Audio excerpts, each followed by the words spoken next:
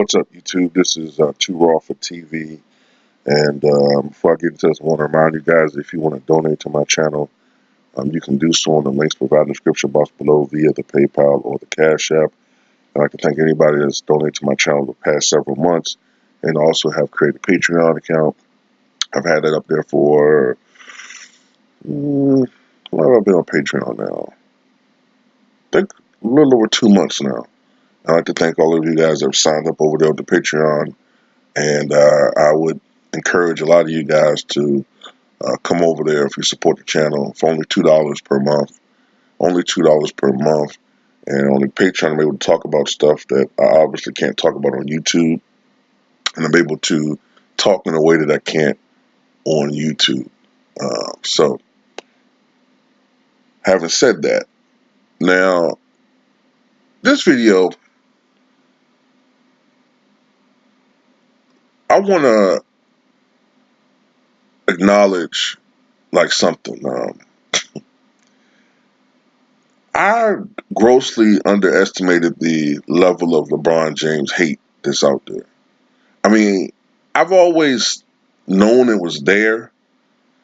And let me differentiate something. There's a difference between a critic and a hater. You know what I'm saying? There are certain people that can be critical of LeBron James for certain aspects of his game that they don't like, or people that are objective. They don't take it one way or the side, one way or the other. They call things in the middle, no matter who it is. And if you're a fan of that particular person, then you're taking his hate because you're misreading their intentions. But there are a lot of people who hate LeBron James, and it's deeper than just basketball.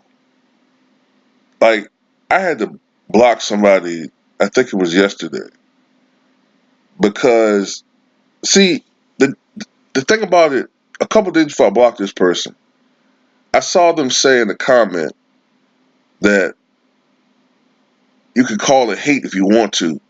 I think the person said you can call it hate all you want, but to me, LeBron James is not even top 100. Now, when you say something like that, there's no way in hell, first of all, that LeBron James shouldn't be anybody's top 20, let alone top 50. Now, if you're saying he's not top 100, then you are a hater. There's there's no other word to describe it. How in the hell you don't have LeBron James in your top 100? Hell, Dwight Howard is probably top 100. You trying to say Dwight Howard is better than LeBron James? I mean, come on. That's asinine.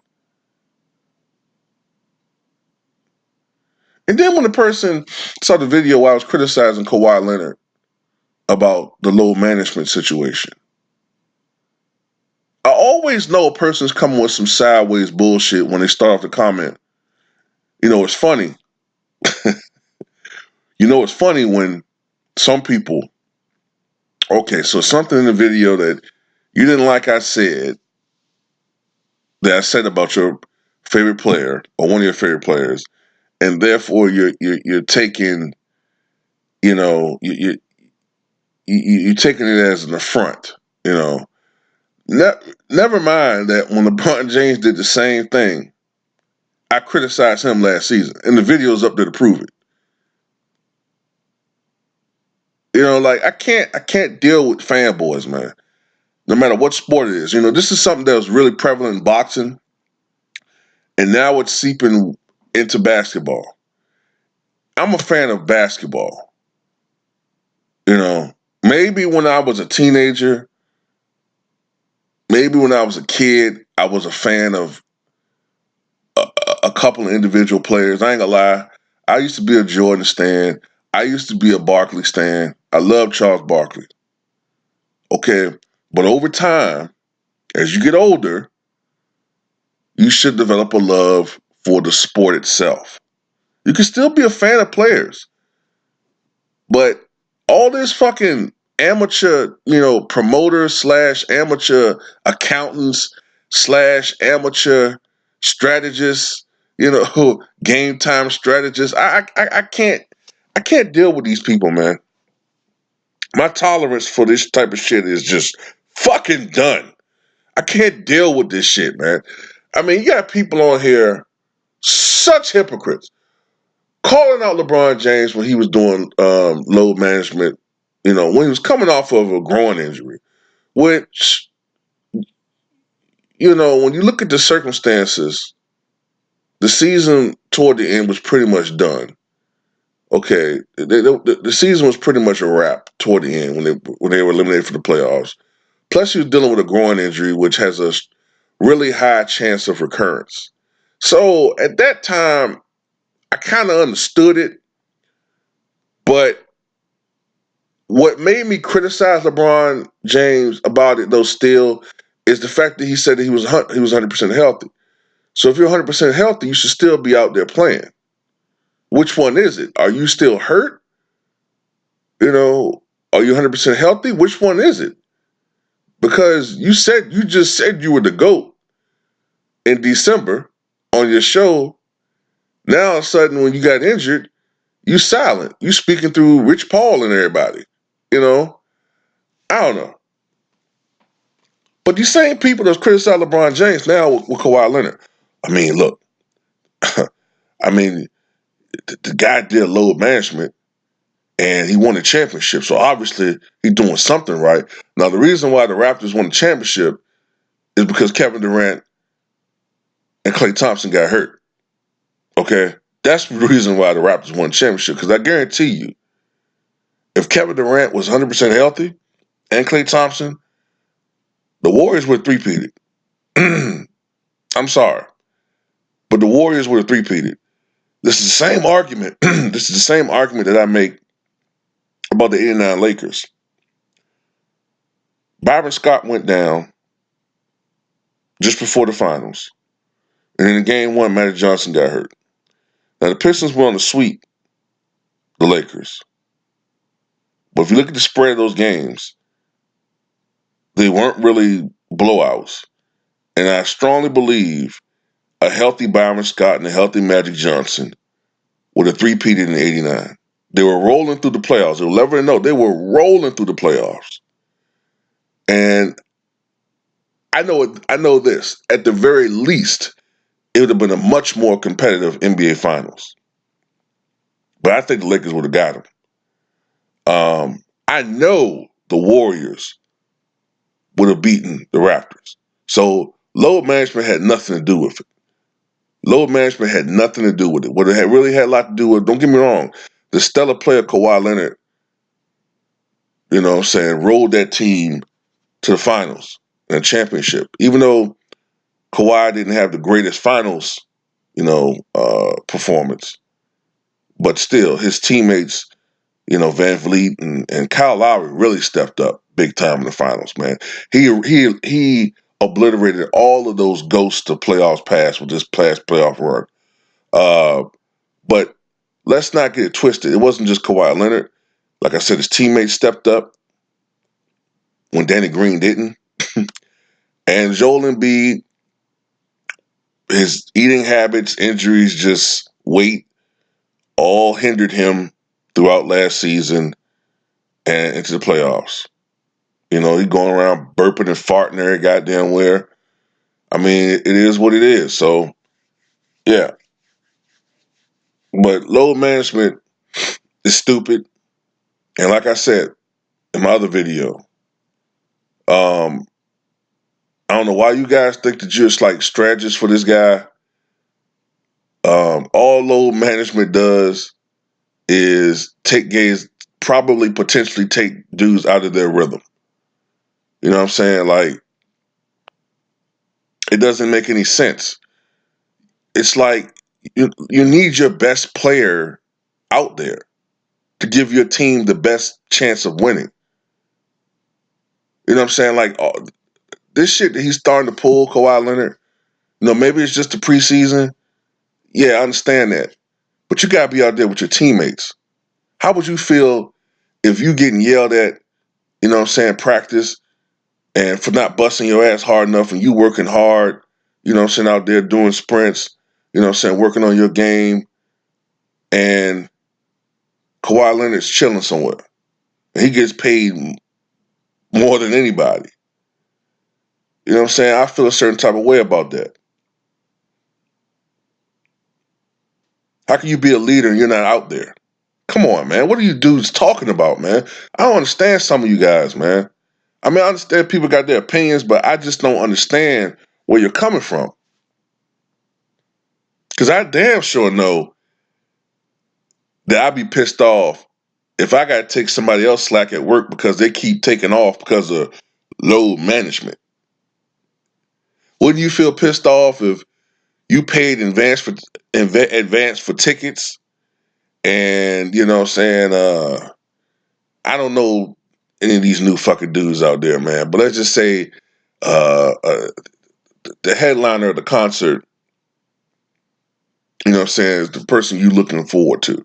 All these other acts are cool, but it's the headliner that everybody's looking forward to. But you know, on this particular stretch of the tour, look, man, he needs some nights off, man. Load management, you know. Sorry, but he's not going to be performing tonight. He or she's not going to be performing. Sorry, load management. How would you feel? Not that the person had an injury or a family emergency or an injury to their throat or whatever, something understandable.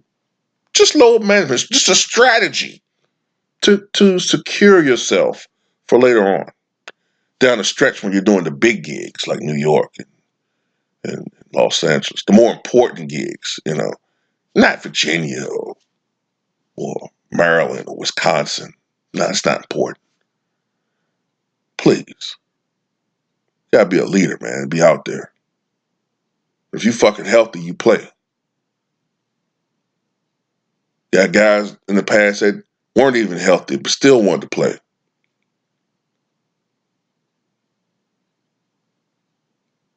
You know what I'm saying? All the greats. Elvin Hayes played 16 seasons in the NBA. And this is back when guys were still going to college. So he played all the way till he was 38 years old. 38. I think he was 38 years old. And Elvin Hayes, if I'm not mistaken, missed only something like 9 games out of a possible 1,312 games. I think it's something like that.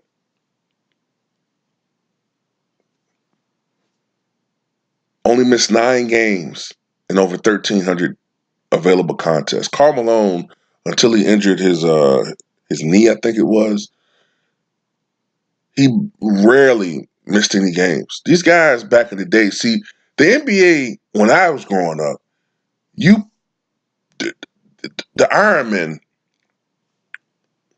were uh, the Iron Men were the ones who the players admired, who the fans admired. No matter how hurt they were, no matter if their feelings were hurt, no matter what went on domestically in their lives, as long as they were healthy enough, because some of it's luck, some of it's genetics, these guys were able to come out there and perform. And I'm talking about the guys who came out there and played streaks, Iron Man, Dolph Shades, Randy Smith, like I said, Elvin Hayes, Karl Malone, AC Green. You know what I'm saying? I think AC Green played in like over 1,100 consecutive games or something like that. I don't think that streak's going to ever be broken. You know what I'm saying? These guys came out there and played their ass off. Kobe Bryant played with multiple injuries at times because he was a warrior. Michael Jordan came out and had like I think it was like a almost 300 game streak where he didn't miss any games. You know what I'm saying? Um, these are different days, man, different times. Even LeBron James, until last year, played at least 70 games, I believe, in every season, except for the strike shortened year. But he came out there and performed because you're expected to come out there and perform because you're the best. These guys are pampered. And I'm trying to tell you that if Kawhi pulls this shit this year, if he does, he's going to start giving credibility to Skip Bayless and some of the shit he's been saying about him. Because some Spurs fans have been telling me that there's some truth to some of the shit Skip Bayless was saying, but I've been riding with Kawhi Leonard because he comes across as a pretty good dude. But if you keep pulling this shit, man, he's going to start coming across as a prima donna who don't want to play when he's the littlest bit hurt. You know what I'm saying? Everybody's a little bit nicked up sometimes. And I'm going to tell you something else, too. It's a possibility. It's a strong possibility that if he is doing this, that he's hiding something. That he might be a little more hurt than some people think he is. Maybe he has some type of, and a subscriber of mine said this, maybe he has some type of chronic injury that he don't want, organizations to know about.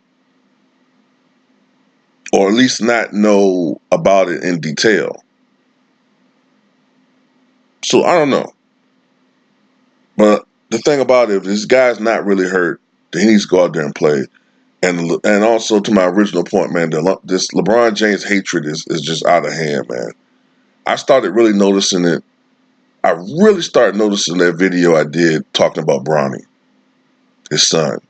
And people on here talking about he's a horrible father. And I'm like, whoa, whoa, whoa, whoa, whoa, whoa. What the fuck? Like, this shit don't have anything to do with basketball. That's when it really opened my eyes. I'm like, okay, yeah, a lot of these people can't stand LeBron James. I'm like, damn. I mean, he annoys me sometimes, like with the elitism and the little funny shit he does. You know what I'm saying? Sometimes with organizations, sometimes he tries to be, a prima donna himself in certain ways. Sometimes he annoys me when his team loses. He tries to make sure he has an excuse. He annoys me sometimes when he tries to pad his numbers to show that he did what he had to do, and don't blame me, blame the other cast. Shit like that kind of blames me. Or when he fakes an injury, like in the finals, when he all of a sudden had a hand cast on. Yeah, shit like that annoys the shit out of me. But I don't hate the dude. But some people do, man.